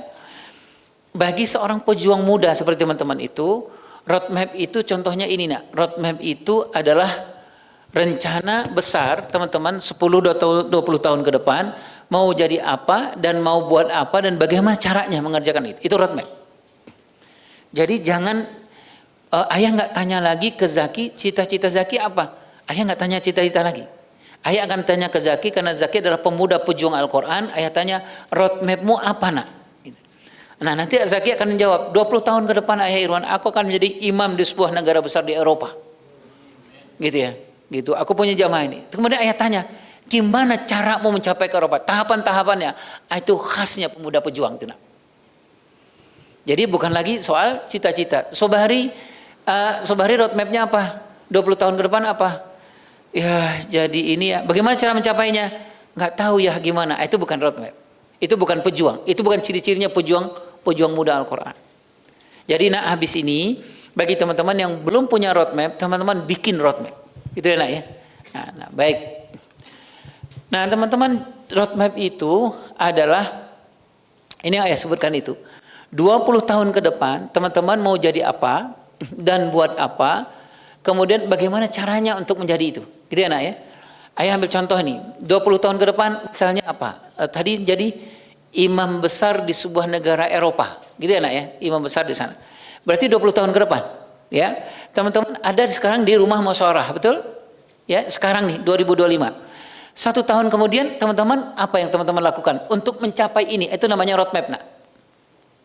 Sepanjang teman-teman mengerjakan yang tidak perlu untuk urusan dengan ini, delete pekerjaan itu. Ya, nanti Ayah Irwan akan tunjukkan namanya list of life. List of life itu apa nak? List of life. Jadi teman-teman bikin list 1, 2, 3, 4 gitu. Apa aja sih aktivitas teman-teman untuk mencapai 20 tahun ke depan? Kalau ada pekerjaan yang teman-teman, oh saya begini Ayah Irwan. Kalau ini ada hubungan 20 tahun ke depan, kerjakan. Tapi kalau teman-teman, saya Ayah Irwan jam segini melakukan ini. Kalau ini nggak ada hubungannya, delete. Gitu ya nak ya? Nah itu namanya roadmap dan rundown. Sofyan nangkap nak? Nangkap? Nah, oke. Jadi apa-apa yang tidak berhubungan lagi dengan 20 tahun ke depan, teman-teman delete itu. Gitu ya nak ya? Nah, sekarang misalnya 5 tahun ke depan. 5 tahun setelah tahun ini, di mana jenis apa, kriterianya bagaimana, apa yang teman-teman lakukan untuk apa ini? Untuk mencapai imam besar di sebuah negara besar di Eropa. Gitu ya nak ya? Nah 5 tahun ke depan teman-teman mau ngapain? Apa yang teman-teman melakukan? Gitu loh nak. Misalnya gini, oh saya Ayah Irwan 1 tahun ini saya di RM saya akan selesaikan secepatnya gitu lah nak, laporan Al-Quran ini. 5 tahun ke depan saya sudah menguasai bahasa Inggris dan bahasa Arab. Gitu nak ya. IELTS saya sudah 8 atau apalagi bahasa Arab saya sudah bisa ini. Itu berarti teman-teman apa yang tadi Azlan bilang, harapannya ke sini kemudian sungguh-sungguh untuk mencapai ini. Gitu loh nak. Gitu ya. Teman-teman mau jadi imam besar di sebuah negara Eropa besar, negara global besar di sebuah Eropa. Tapi teman-teman 5 tahun ke depan bahasa Inggrisnya nggak jelas gitu loh nak. Bahasa Arabnya nggak jelas, Al-Qurannya nggak dikuatkan gitu. Berarti teman-teman nggak bikin roadmap gitu loh nak. Ya nangkap ya. Nah ya oke. 10 tahun ke depan apa yang harus teman-teman lakukan untuk mencapai ini? Ya 20 tahun ke depan teman-teman sudah di sini. Nah untuk itu teman-teman roadmap, teman-teman bikin roadmap. Ini roadmap ya namanya roadmap. Untuk mensukseskan roadmap, teman-teman bikin rundown. Rundown itu daily activity. Kegiatan teman-teman untuk mencapai setiap hari dari jam ke jam untuk mencapai imam besar 20 tahun ke depan itu apa? Gitu loh nak. Contoh Sofyan misalnya jadi imam besar 20 tahun ke depan. Kegiatan rundown daily, kegiatan harian Sofyan apa? Sekarang Sofyan tambah, Ayah Irwan, saya habis tahajud, saya akan sebutkan, saya akan paksa air mata saya keluar, ya Allah jadikan saya imam besar nanti di semua, gitu loh nak. Itu berarti tambah, itu daily activity, gitu loh nak. Jadi kenapa teman Sofyan tambahkan doanya itu? Karena itu tadi nak, 20 tahun ke depan, gitu nak. Biar Allah merasa kalau saya selalu misalnya kalau Sofyan WA ayah terus, ayah merasa selalu berhubungan gitu ya nak ya. Oh ini Sofyan nih balas, Assalamualaikum ayah, waalaikumsalam. Doa adalah kita mau ngomong sama Allah, ya Allah saya masih tetap istiqomah dengan 20 tahun ke depan gitu ya. Nah apa buktinya? Sofyan menangis setiap habis tahajud nangis gitu ya. Masing-masing kita ada doanya. Ada yang kita keluarkan air mata kita untuk apa? Untuk 20 tahun ke depan. Gitu ya nak. Nangkep? Nah inilah yang pejuang Al-Quran itu nak. Pejuang muda Al-Quran itu. Nah, sekarang teman-teman yang memiliki Allah Subhanahu wa taala. Nah, ini worksheetnya, teman-teman rencanakan roadmapmu. Nah, teman-teman insya Allah 20 tahun ke depan teman-teman bikin ini apa? Mau jadi apa? Gitu ya nak ya. Nah, kemudian caranya seperti apa yang tadi ayah tuliskan. Sekarang teman-teman di RM sekarang, ya nak ya. Apa aja yang teman-teman lakukan untuk mencapai 20 tahun ke depan ini? Nangkap nak? Nangkap nak ya? Sehingga nak hari-hari teman-teman itu di sini dan teman-teman merasa penuh dengan semangat. Kenapa? Karena ada 20 tahun ke depan yang sedang teman-teman cita-citakan. Gitu teman-teman. Jadi kita itu dicambuk itu karena cita-cita kita gitu loh nak. Kita itu bersemangat karena cita-cita kita, karena bukan didorong sama orang gitu loh nak. Ayo hafal cepat hafal Al-Quran, bukan karena itu. Tetapi karena di dalam kita sendiri gitu loh nak. Kenapa? Karena ada 20 tahun ke depan. Ada air mata yang kita keluarkan sepanjang sepertiga malam gitu loh nak, kepada Allah. Yang kita sebutkan kepada Allah, ya Allah 20 tahun ke depan saya akan gitu. Nah ya Allah, kenapa saya harus begini Allah? Karena saya pengen banget bapak ibu saya umroh, naik haji atau apa-apa gitu loh nak gitu. Nah itu yang teman-teman lakukan. Nangkap nak? Oke. Nah kemudian 5 tahun ke depan teman-teman mau apa supaya mencapai ini? Ya 10 tahun ke depan kira-kira mau lakukan apa mencapai sini? Misalnya, ini yang tadi ya. Jadi imam besar di sebuah negara Eropa misalnya gitu teman-teman ya, gitu ya. Nah 5 tahun ke depan teman-teman bikin apa? Mutlak harus bahasa Inggris. Teman-teman harus bikin strategi. Gimana caranya supaya teman-teman menguasai bahasa Inggris gitu loh. Jadi hidup teman-teman itu akan selalu dari waktu ke waktu seolah-olah waktu ini kurang rasanya gitu loh nak, gitu ya. Kenapa? Karena ada 20 tahun ke depan gitu loh nak. Ini bahasa Inggris harus dikejar, ini harus dikejar gitu loh nak. Sehingga hidup ini menjadi sangat bermakna gitu loh nak. Gitu. Malu rasanya membuang-buang waktu gitu loh nak. Kenapa? Kan teman-teman bilang, kamu kenapa sih kok nggak mau apa lakukanlah ini? Enggak, karena kita sudah punya tujuan masa depan 20 tahun ke depan seperti apa. Baik, nah ini rundown. Rundown itu maksud ayah adalah yang tadi ayah bilang itu kehidupan kita dari jam ke jam itu apa gitu loh nak. Ya, ke jam ke apa? Misalnya tadi ayah Irwan saya tahajud, saat tahajud saya akan tambahkan ayah Irwan doa saya ada doa 20 tahun ke depan. Itu ya nak ya. Masukkan itu ke dalam doa teman-teman. Ya, saya akan tambahkan ayah Irwan ada air mata yang saya akan keluarkan. Kenapa ada air mata yang dikeluarkan? Kenapa nak? Karena kita sungguh-sungguh untuk mencapai cita-cita itu. Ya. Baik. Nah, tolong buat ini. Nah, buat ini. Kalau habis ini nanti ada WA-nya ayah. Teman-teman ada yang mau ditanyakan, tanyakan ke WA. Gitu ya nak ya. Oh ya, ini saya bikin roadmap begini ya, gitu ya teman-teman ya. Saya bikin rundown seperti ini.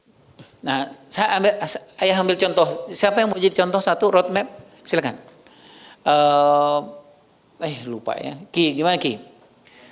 Mau roadmapnya Ki mau tulis ke depan atau mau disampaikan di sini aja? Oke, 20 tahun ke depan Ki cerita deh. 20 tahun. Mana mic-nya? Ya. Loh, tes. Perkenalkan Abi, nama saya Muhammad Rifki, biasa dipanggil Rifki. Asal saya dari Indramayu, Abi. Sebenarnya saya sudah ini Abi, pernah menulis-nulis target-target gitu. Oke. Nah, di sini saya tulis itu sekitar bulan 8 tanggal 3 2024 setahun yang lalu. Jadi karena ayah saya juga kadang gitu Abi, siapkan nanti mau kemana gitu. Jadi saya pernah nulis nih Bi, sudah target-target doang. Cuma saya masih bingung nih Bi.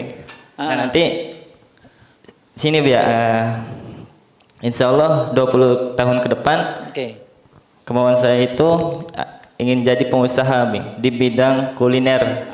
Rifki maju ke depan lagi, tulis Ki. Oh ini Bi. Ya. Masya Allah. Nah, Ki. Ini Ki. Tulis pakai garis kayak itu aja Ki. Yang seperti yang itu Ki. Sekarang ya? Ya. Berarti 20 tahun depan di sini ya berarti Ki. Yang terakhir di sini Ki. Di sini Bi. Ya. Jadi 20 tahun. ya, pengusaha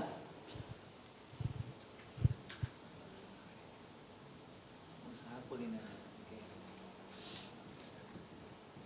Jadi pengusaha kuliner hubungannya dengan hafal Quran apa Ki?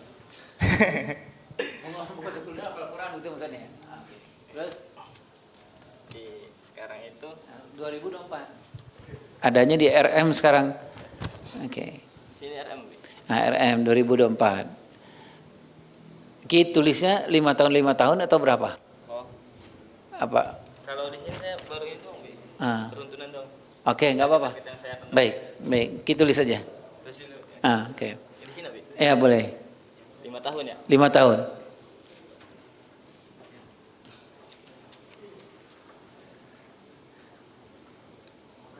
tahun. Kuasai. Bahasa Inggris. Oh, oke. Atau ini Nggak apa-apa, nggak apa-apa, nggak ada masalah, nggak masalah. Mungkin pengusaha kuliner internasional gitu ya. Siap, insya Allah. 5 tahun. Terus, masya Allah nih. Kuliah. Aku. Kuliah. Oh iya, oke. Ya, nggak apa-apa kuliah. Ekonomi. Oke. Ekonomi. Oke. Oh, karena mau mengelola ini ya. Oke. Nah, oke. Terus? Ini, Wi. Nah, kalau 10 tahun lagi atau apa? Satu lagi. Satu lagi. Penting ini, Wi. Apa? Oh, oke. Siap. 5 tahun lagi ya. Nah, siap. Doain. Amin. Kemudian 10 tahun lagi Ki, 10 tahun lagi. Ya.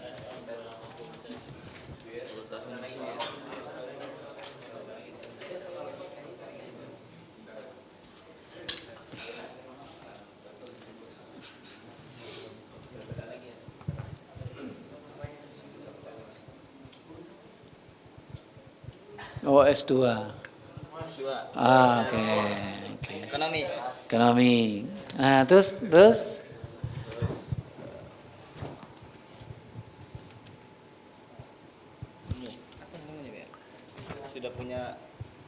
punya usaha. Oke. Berarti 10 tahun lagi sudah punya usaha tentang kuliner. Iya. Oke. Siap. Cuma ini masih kecil, Wi. Oh ya, emang kecil besar nanti Allah yang nentuin lah. Baik, Ki, makasih banyak Ki. Sampai di sini dulu Ki. Nah, Ki duduk dulu Ki. Makasih banyak ya Ki. Insya Allah kita doakan mudah-mudahan Ki sukses jadi kuliner. Ya, Masya Allah. Senanda. Jadi ini sederhananya begini ya Nak ya. Nah, cara untuk mencapai roadmap ini berarti teman-teman bikin rundown. Tinggal Rifki bikin rundown sekarang. Rundown itu kegiatan hari per hari gitu lah Nak ya. Hari per hari yang akan capainya ke sini gitu loh Nak. Jadi teman-teman bikin kegiatan, teman-teman tuh jelas bikin kegiatannya kenapa? Karena ada cita-citanya Nak, ada tujuannya. Gitu ya Nak ya. Kenapa misalnya Ayah Irwan karena target saya 5 tahun itu adalah saya bisa bahasa Inggris. Kalau ada waktu kosong di RM, saya menghafal kosakata bahasa Inggris. Kenapa itu Nak? Karena saya begini Ayah. Saya akan jadi imam besar di sebuah negara Eropa gitu lah Nak ya, gitu. Jadi penuh teman-teman, rundown teman-teman itu selalu ada hubungannya dengan ini. Gitu ya. Tadi yang Ayah bilang kalau nggak ada kegiatan teman-teman per hari, kalau nggak ada hubungan dengan ini, delete aja, gitu Nak. Itu buang-buang waktu itu. Ya. Oke, makasih banyak ya teman-teman. Yang terakhir waktunya sudah mepet banget. Kalau teman-teman ini tambahan saja action point ini, cari dukungan, rujukan tokoh yang memudahkan teman-teman bikin roadmap kehidupan. Jangan cari teman-teman misalnya kuliner Ki, cari orang yang Ki cari informasi gimana kuliner sukses gitu ya Ki ya. Baik. Ini yang terakhir, temui dunia yang tidak seolah-olahmu, gitu ya. Maksudnya temui kenyataannya, gitu kan ya. Jadi ada saya contohkan. 1, temui kegagalan, tekanan, penolakan agar tak gampang putus asa. Jadi kalau teman-teman ada kegagalan, ada penolakan, ada apa, jangan kabur. Apalagi di umur-umur ini gitu lah Nak ya. Hadapi.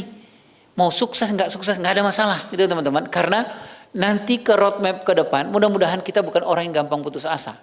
Karena pernah apa tadi Nak? Ketangguhan itu apa?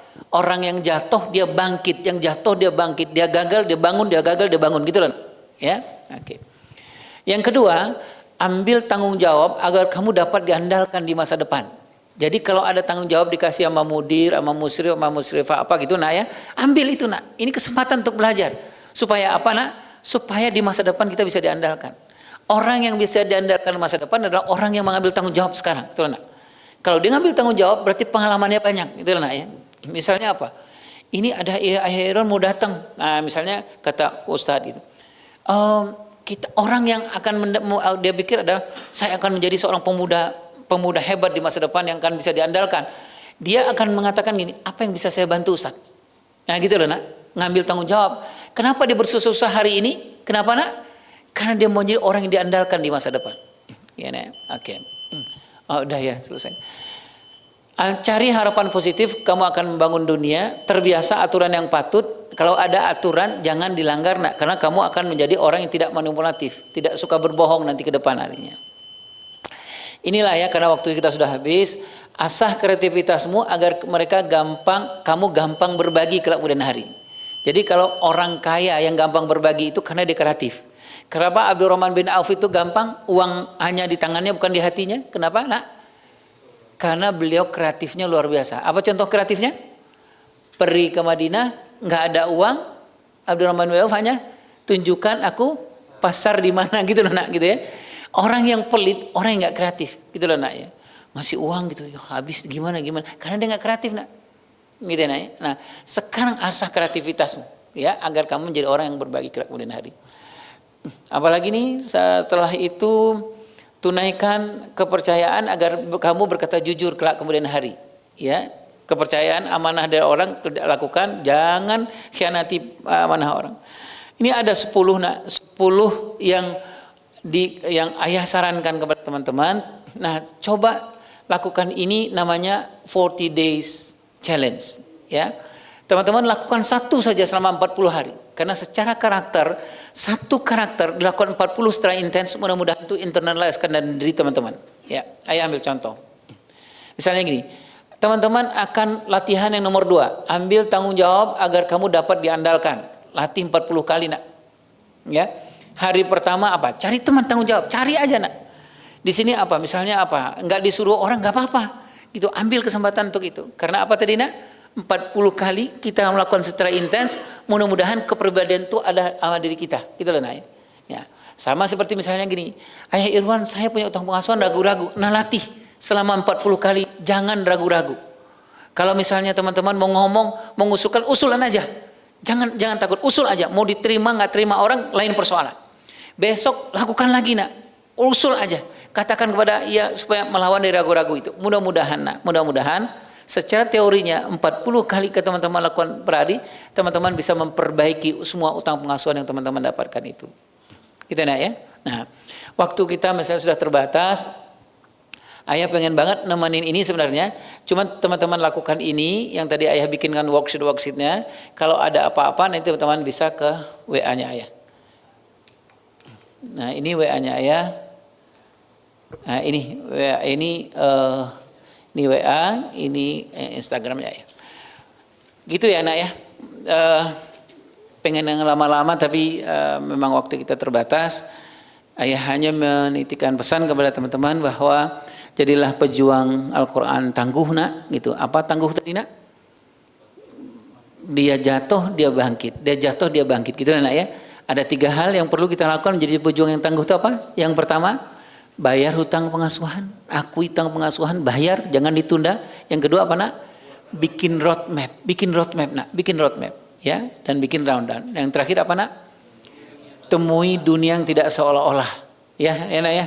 Ada 40 hari challenge, gitu ya nak ya. Kalau yang tadi misalnya Fatur bilang saya orangnya ragu-ragu ya Irwan, lakukan 40 hari supaya tidak ragu-ragu, gitu ya nak. Nanti kalau ada apa bilang ya Irwan, gitu ya. Yang pertama, ya Allah, aku akan lakukan hari, ambil 40 challenge ini, 40 tantang hari tantangan ini. Yang pertama nanti meragu, misalnya Fatur kalau ada apa-apa, Fatur ngomong aja. Oh, menurut saya bagusnya begini, gitu man. Gak usah buang yang ragu-ragu tadi, lakukan yang tadi ayah sebutkan itu. Coba kita ngelihat, 40 hari ada perubahan atau tidak. Kalau nggak ada perubahan ya ruqyah lah, gitu ya nak. Gitu kali ini ya. Itu yang mampu ayah sampaikan kepada teman-teman semua. Mudah-mudahan jadilah penghafal Quran, pejuang yang tangguh nak, gitu ya. Lakukanlah apa yang sudah diamanahkan Allah Subhanahu wa taala kepada kita. Kalau apa yang salah-salah dari ayah minta maaf, kita temannya minta ampun kepada Allah Subhanahu wa taala. Wallahu a'lam bishawab. Assalamualaikum warahmatullahi wabarakatuh. Masih bisa apa untuk tanya jawab tak? Boleh. Apa yang teman-teman ada yang mau tanya? Nah, silakan. Mic tadi mana Ki? Di depan dulu ya Ki. Bismillah, izin bertanya Bi. Sebelum kami bertanya, kami doakan semoga Irwan selalu diberikan kesehatan, umur panjang dan dilancarkan segala urusannya di dunia dan akhirat. Pertanyaan kami gini, Bi. Misalnya ada anak muda nih, dia udah ada jiwa kepemimpinan gitu kan. Iya. Dia tadi ayah bilang umur biologisnya tuh Iya. 20 tapi dia punya pemikiran tuh 25. Iya, oke. Terus dia diamanahkan untuk memimpin di suatu kelompok. Iya. Tapi dia tuh selalu dijatuhkan terus, tapi dia bangun jatuhkan, akhirnya lama-lama mentalnya hilang gitu. Itu ada solusinya gimana biar mental ketangguhannya itu tetap ada gitu. Iya, jadi makasih banyak Pak Ki. Jadi kalau sudah semacam itu, yang paling penting gini Ki, kalau kita jatuh bangunnya nggak di situ lagi Ki, bangunnya jangan segini Ki. Kalau kita jatuh bangunnya harus segini. Jatuh ketiga kali bangunnya harus segini Ki. Gitu. Kalau kita jatuh bangunnya segini, kita akan jadi korban Ki. Orang yang tangguh itu adalah kalau dia jatuh pertama mungkin dia hanya bangunnya segini, dia jatuh dia bangunnya segini Ki. Apapun yang terjadi. Dia jatuh lagi dia bangun dengan segini Ki. Semakin banyak tekanan, semakin kuat daya lentingnya. Ki, bayangkan bola, kalau kita begini kan bola, semakin kuat kita mengalah, semakin lentingnya semakin kuat. Itu yang kita sebut dengan tangguh. Jadi, tapi kalau kita hanya ini, berarti bolanya bocor Ki. Kalau kita jatuhkan bola gitu, loncatnya masih gini lagi, berarti bocor tuh. Nah, berarti mungkin yang bocor itu persoalan utang pengasuhan yang tadi ayah bilang. Jadi kenapa dia nggak maju-maju? Mungkin utang pengasuhannya belum selesai gitu loh Ki. Misalnya ragu-ragu, pengecut orangnya, pecundang orangnya gitu loh Ki. Gitu. Jadi kalau ayah bilang kalau misalnya kita jatuh, usahakan melentingnya kuat gitu loh Ki. Gitu. Jadi jatuh lagi lentingnya kuat, jangan lentingnya di tempat yang itu Ki. Kalau lenting tempat itu kita akan jadi korban. Pasti akan rusak mentalnya gitu loh. Jadi menurut ayah kalau jatuh yang pertama kita naik cuma 2 level. Kalau jatuh lagi yang kedua kali, pastikan kita naik kepada level yang ketiga atau level keempat. Gitu loh. Gitu menurut ayah. Allahu a'lam bishawab. Ya nak. Satu lagi, misalnya ada pemuda hari ini, dia tuh belum buat roadmap gitu. Cuman dia punya keinginan besar ke depannya gitu. Cuman dia rasa, aduh, kayaknya nggak pantas nanti ke depannya jadi gitu. Nah, itu yang tadi utang pengasuhan tuh Ki. Selesaikan utang pengasuhan. Kalau roadmap itu wajib Ki. Ya ayyuhalladzina amanu taqullaha wal tanzur nafsum ma qaddamat lighad wattaqullaha innallaha khabirum bima ta'malun. Kata Allah, apa yang kamu persiapkan untuk hari esok? Itu roadmap Ki. Jadi roadmap memang itu, apa yang kita persiapkan untuk hari esok? Hari esok itu ya itu Ki. 20 tahun kita ke depan mau jadi apa gitu loh Ki. Gitu. Nah, untuk kita bisa mencapai itu yang tadi kita selesaikan. Kenapa jadi ragu-ragu? Utangnya kita selesaikan Ki. Utang pengasuhan itu. Kan ada orang dibikin roadmap gitu Ki. Tapi dia apa benar saya akan ke sana? Saya anak miskin atau apa? Itu utang tuh Ki. Utang pengasuhan. Nah, utang pengasuhan itu yang 40 hari challenge itu Ki. Kalau misalnya punya utang pengasuhan tadi misalnya apa? Ragu-ragu. Coba 40 hari Ki. Lawan ragu-ragu ini. Tadi ayah bikin tuh 1, 2, 3, 4 hari pertama Ki melakukan apa? Misalnya contoh Ki orangnya ragu-ragu gitu lagi. Hari yang pertama apa? Supaya tidak ragu-ragu apa? Lakukan apa? Ki buat. Misalnya apa? Oh saya nanti kalau ada hal laku saya akan ngusul gitu lagi. Itu salah satu. Sederhana aja. Hari yang kedua saya akan melakukan ini. Hari yang ketiga lakukan itu. Secara teori Ki, 40 kali berturut 40 kali mudah-mudahan yang tadi itu utang pengasuhan itu mudah-mudahan sudah mulai berkurang. Gitu ya Nak. Gitu ya Ki ya. Bisa. Baik. Ada lagi Nak? Nah. Ya. Apa Nabi? Izin bertanya, sebelum itu kami doakan semoga Abi sehat selalu dan diistiqomahkan dalam kebaikan. Amin, amin insyaallah. Saya ingin bertanya Bi, bagaimana cara kita membedakan antara orang yang apa tadi tangguh, orang yang tangguh dan keras kepala. Itu terus bagaimana kita bisa membedakan ini utang pengasuhan, apakah dengan misalnya orang itu suka berkorban, suka mengorbankan dirinya demi kebahagiaan orang lain gitu, Bi. Mungkin itu aja, Bi. Iya. Jadi memang dia berkorban untuk rangka apa dulu, Yan? Maksudnya misalnya sekarang dia punya cita-cita. Cita-citanya tuh untuk 20 tahun ke depan dia ingin menjadi A misalnya. Namun untuk dia mengejar hal tersebut tuntutan maksudnya misalnya keluarga adiknya dulu aja gitu ya. Mestinya adik dulu yang gitu. sekolah misalnya atau dia untuk sekarang tuh harus melakukan sesuatu yang maksud itu membuatkan dia tuh dari yang tadi itu sangat jauh dari hal yang tadi. Nggak apa-apa, ya. Maaf ya, ayah potong ya. Jadi yang tuliskan di roadmapnya, gitu. Misalnya 10 tahun ke depan harus menguasai ini, yang tulis di situ, gitu, bahwa aku mundur dulu 10 tahun ke depan ini, aku mundur dulu sebentar karena ada yang harus yang masuk. Misalnya apa? Adikku harus sekolah dulu, gitu ya. Aku harus nyari uang dulu semua kegiatanku untuk ke adikku. Tuliskan di roadmap. Masukkan ke roadmap gitu ya. Jadi misalnya apa? Berarti Sofyan harus bikin misalnya dalam 10 tahun ke depan itu 10 tahun itu apa? Misalnya Sofyan punya penghasilan. Ini targetnya adalah buat adik dulu. Tuliskan di roadmap gitu. Tetapi jangan lupakan roadmap ini. Tujuannya jangan lupakan gitu. Nah, Sofyan kan tadi kalau kita mentok orang tangguh itu kan dia akan cari jalan keluar gitu ya. Nah, tuliskan jalan keluarnya kira-kiranya apa? Yang Sofyan mau lakukan 10 tahun ke depan itu. Sementara proyek utamanya adalah adik dulu yang kuliah atau sekolah gitu. Nah, Sofyan tetap tuliskan di roadmap itu, mungkin saya akan bekerja, mungkin saya akan begini, mungkin saya akan begini gitu ya. Tapi pekerjaan atau kegiatan yang Sofyan lakukan tetap ada hubungannya dengan target 20 tahun ke depan. Kalau misalnya karena kita udah dihadapi dua pilihan.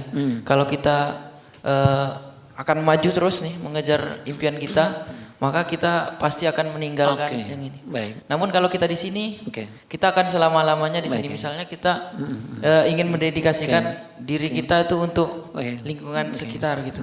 Nah, Sofyan buat dua roadmap. Buat dua roadmap. Nah, roadmap yang pertama yang ideal, roadmap yang kedua yang tadi Sofyan bilang itu, roadmap alternatif. Gitu ya. Jadi kan roadmap yang pertama ideal. Sofyan nggak ada halangan atau apa-apa akan 20 tahun ke depan gini. Tapi Sofyan udah membayangkan bahwa nanti 10 tahun ke depan aku harus tanggung jawab adik, tanggung jawab orang tua atau apa gitu. Bikin roadmap yang kedua. Siap. Gitu. Nah, 20 tahun ke depan pasti berbeda dengan 20 tahun yang roadmap yang pertama gitu loh, Nak, gitu. Ya, jadi gini, Nak, setiap kita ke depan itu jelas gitu loh, Nak. Kita mau apa? Gitu loh, Nak, gitu. Mungkin yang ideal ini nggak tercapai, coba lakukan yang ini yang alternatif gitu, Nak. Nah, ayah ambil contoh lah misalnya. Ada anak yang bikin roadmap tuh, Nak. Anak yang bikin roadmap itu dia akan menjadi seorang penemu terbaik muslim sedunia. Itu roadmap. Dia bikin detail tuh, Nak. Gitu ya. Tapi dia bilang bahwa ayah Irwan, saya dari keluarga yang sangat-sangat miskin. Gitu ya. Terus kemudian apa yang harus saya lakukan supaya saya nggak menjadi orang yang frustasi kelak kemudian hari gitu. Ayah bilang kamu bikin roadmap yang sesuai dengan keadaanmu. Bikin roadmap yang kedua. Nah, roadmap yang kedua itu apa? Dia akan menjadi penemu tapi untuk daerahnya dia gitu loh, nah, gitu ya.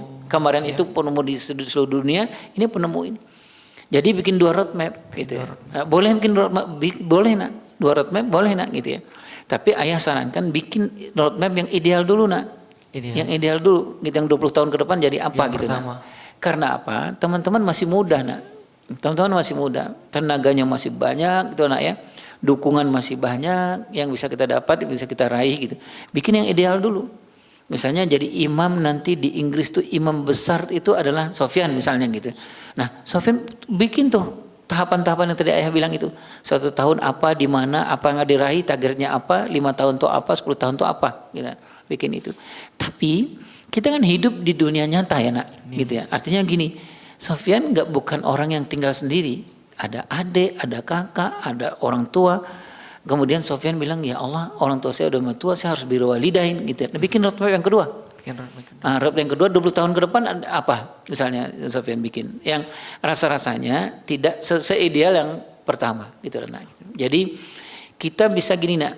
Kalau yang ideal ini, kalau Allah takdirkan ideal ini bisa lancar, jalankan yang ideal. Tapi kalau rasanya mentok nih, gitu ya. Kemudian jalanin roadmap yang kedua gitu. Mungkinkah ini roadmap kita nih akan kita turunkan ke generasi kita setelahnya? Oh iya, Nak. Kalau sebenarnya di ilmu parenting itu anak kelas 4 SD itu wajib punya roadmap sebenarnya. Roadmap saya. Oh iya, gitu, Nak.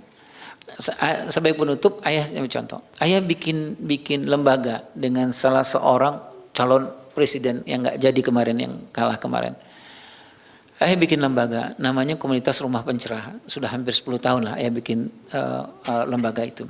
Setiap bulan kita rapat. Suatu hari ayah rapat, kemudian belum ada teman-teman datang, ya, yang calon presiden juga belum datang. Kemudian ayah datang ke rumah beliau, adanya di ruang tamu itu hanya anak beliau. Waktu itu kelas 4 SD, kelas 5 SD. Kemudian lagi duduk begini, ayah tanya ke anak beliau itu, apa cita-citamu nak? Anak 5 SD anak, gitu.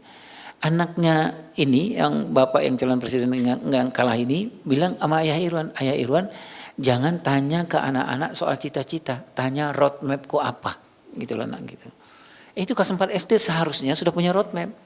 Jadi nak kita itu jelas gitu, target kita tuh jelas gitu, nggak buang-buang waktu maksudnya, gitu loh nak. Jadi dia bilang gini, aku Ayah Irwan nanti 20 tahun ke depan aku akan menjadi seorang penemu terbaik, terbesar, terkaya di seluruh dunia. Penemu muslim terbaik, terkaya di seluruh dunia. Gitu. Nanti tuh Ayah Irwan, aku akan bayangkan nih anak kelas 5 SD. Caranya gimana? Ayah tanya gitu. Caranya gimana? Nanti aku akan ngambil S3 ku itu di sebuah universitas namanya Manchester University. Terus kenapa di Manchester University? Aku udah mencari tahu selama 3 bulan. Kenapa harus menjadi seorang penemu terbaik itu kuliahnya di S3? Bayangkan 3 bulan. Begitu sungguh-sungguhnya dia kelas 5 SD loh nak. Gitu. Jadi S3-nya dia bilang gini Ayah Irwan, di Manchester University itu banyak banget penemu-penemu terbaik itu lahir dari S3-nya di sana. Nah S2 ku Ayah Irwan tetap di Manchester University itu kenapa? Karena gini alasannya gitu teman. S1 ku itu aku ngambil di ITB Ayah Irwan. Nah supaya aku bisa masuk ITB itu aku harus masuk SMAX. Kenapa SMAX? Karena SMAX itu banyak sekali alumninya masuk ke ITB.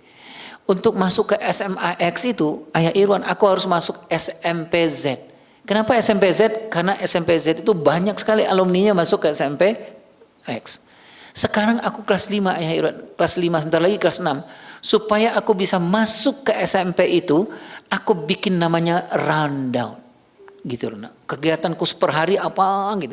Aku Ayah Irwan sekarang nambah kegiatanku tuh tahajud. Karena tahajudnya akan memudahkan cita-citaku. Itu rundown.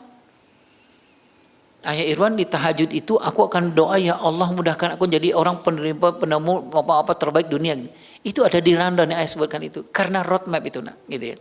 Jadi kita nggak akan buang-buang waktu nak, gitu. Teman-teman nggak akan buang-buang waktu karena ada target besar itu ada gitu loh nak. Gitu. Kenapa harus menghafal Al-Quran? Karena ada bahagian dari roadmap untuk mencapai tujuan besar itu, gitu loh nak. Gitu. Misalnya Ki, kenapa harus menghafal Al-Quran Ki? Karena nanti Ayah Irwan, aku akan bikin sebuah perusahaan kuliner yang di sana itu orang kalau lagi capek apa bisa ruangan aku siapkan nanti orang menghafal Quran bisa di situ apa-apa gitu loh nak gitu. Itu semuanya ada di roadmapnya gitu loh nak ya. Gitu. Baik, itu mungkin ya karena ayah harus melanjutkan perjalanan ke Bogor. Itu mungkin yang ayah sampaikan. Kalau ada apa-apa WA ke ayah. Mudah-mudahan ada waktu lagi berjodoh kita ketemu lagi kita bahas lagi hal yang lain gitu ya nak ya.